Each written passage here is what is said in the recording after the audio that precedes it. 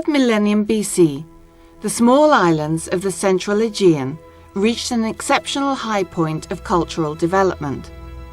The ancient Greeks called these islands the Cyclades because they imagined them to be scattered in a circle around the famed island with its temple to Apollo, Delos.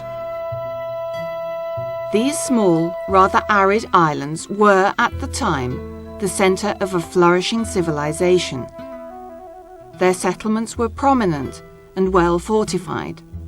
Their population, judging by the large number of cemeteries, was considerable. Metalworking, an identifying characteristic of the early Bronze Age, was, of course, developing and growing, and with it, thriving commercial activity.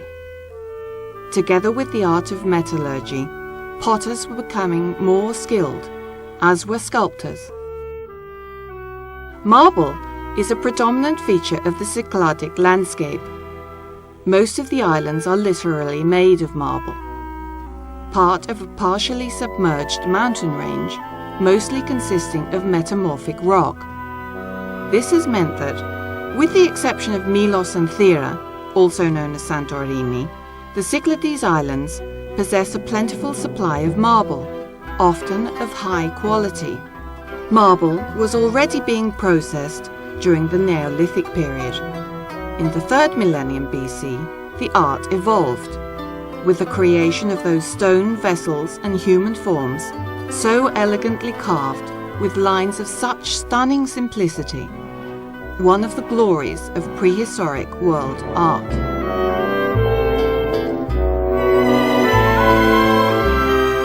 Archaeological research has given us a great deal of information about the first inhabitants of the Cyclades during the 3rd millennium BC and about their way of life, so that we have a relatively clear picture of certain aspects of their lives at least. It is also clear that towards the end of this period, from about 2000 BC, the developing power of Minoan Crete and later of Mycenaean Greece came to dominate the Aegean. Life in the Cyclades continued on, but it had lost its former vitality. Settlements remained, but the findings there have been predominantly Minoan or Mycenaean in character. The imagination, the vibrancy, the joy of life expressed so characteristically in the 3rd millennium was now lost. Of course, large settlements still existed. It is true that one of the most justifiably well-known archaeological sites is the Akrotiri on Thera.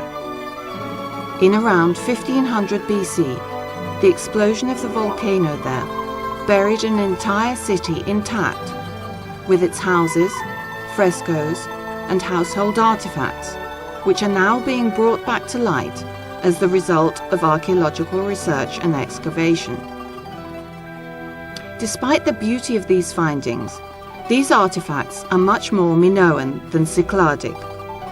They are part of the wider civilization of Minoan Crete, and they lack the qualities of grace and simplicity which characterize the Cycladic early Bronze Age. For this reason, when we talk of Cycladic civilization, we have in mind the glorious period when it was at its height, from about 3200 BC to 2000 BC, when the Cyclades Islands were the center of something completely original, defining, and new. We are lucky to be able to experience something of all this through the surviving artifacts. There is no need to know much about the time or the place in order to appreciate the works of art created by the sculptors, potters, and metal workers of these small islands. Like all great artists, they surpass the limits of time and space, creating works which speak directly to us today. This, together with the great simplicity of the style, largely explains their popularity in the modern art world today, of which they could be considered a part with the same certainty as a Brancusi or a Modigliani. Despite what we can see of them, however, each artist is a product of his time. With the limited resources available, a way of life was formed which successfully exploited the land and the sea. obviously making use of the navigation and shipbuilding skills so necessary to an island existence in order to build wider, if sporadic, commercial trade contacts in the Aegean. This amalgam of island independence and sea travel helped to forge the traditions and values which determine the unique qualities of Cycladic art. The artistic expression of the 3rd millennium BC here had a unique vision and grace that does not resemble the art of any other geographical area during the period.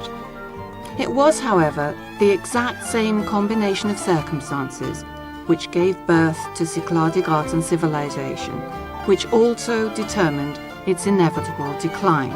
Social and political organization in the Aegean developed in such a way that each island in isolation was unable to compete with the great noble states of Minoan Crete or Mycenaean Greece, nor could they be geographically assimilated.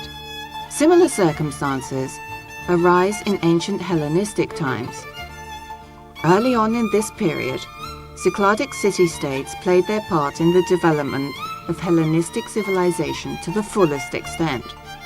States such as Paros, Naxos, and Thera were important centres, and once more their sculptors and their marble were the most famed in all of Greece. But as the great powers increased their dominion, the Cycladic states were forced to occupy a lesser position, behind Athens and Sparta, and the Cycladic initiative was again overshadowed by the larger states. Nevertheless, the accomplishments achieved during the 3rd millennium BC in art, metalworking, navigation and shipbuilding, as well as social organization, were seen for the first time in the history of Europe, and were to a great extent based on local initiative and ingenuity.